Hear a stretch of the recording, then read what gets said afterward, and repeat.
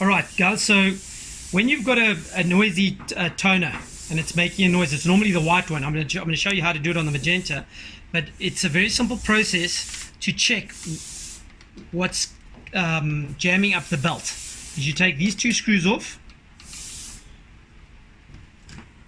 okay, and then you just simply click these. It's got like little pins that hold the whole thing together, okay, and you pull that whole cover plate off.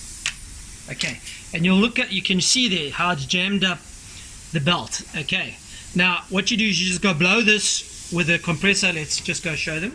Okay, and then you just blow it. You don't have to blow too hard. Just get rid of all this excess. This is all waste toner, so don't worry about it. This stuff in the side is already waste. Okay, and then you just blow that away. Make sure that your belt is clear. Be careful not to blow this little gasket out. If it does come out, you can put it back, it's not a problem. And just make sure that that spring inside there is clear. You can blow inside there, but you see it's blowing there.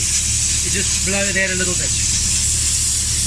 Okay, and then basically that's it. Just wipe it with a cloth and put your cover plate back on.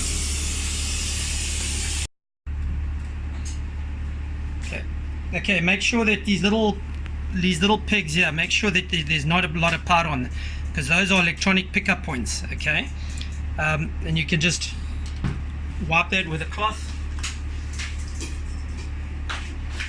Okay, just gently over the gasket, those pickup points, the shaft as well. Okay, and then you take your cover plate and you simply push it back into place. Starting with the shaft, sorry. There you go.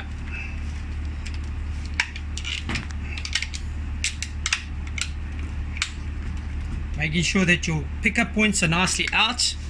Okay, and then you just put your screws back in, and then that should give you a little bit of time on that. If it carries on blocking up, it means that there's something wrong with it, but this will keep you going until you can get your replacement drum.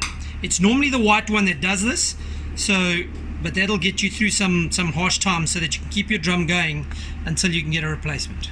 And this is also good maintenance for your drum, so do it. If you did that like once every month or 2 months, you'd let your drum last longer.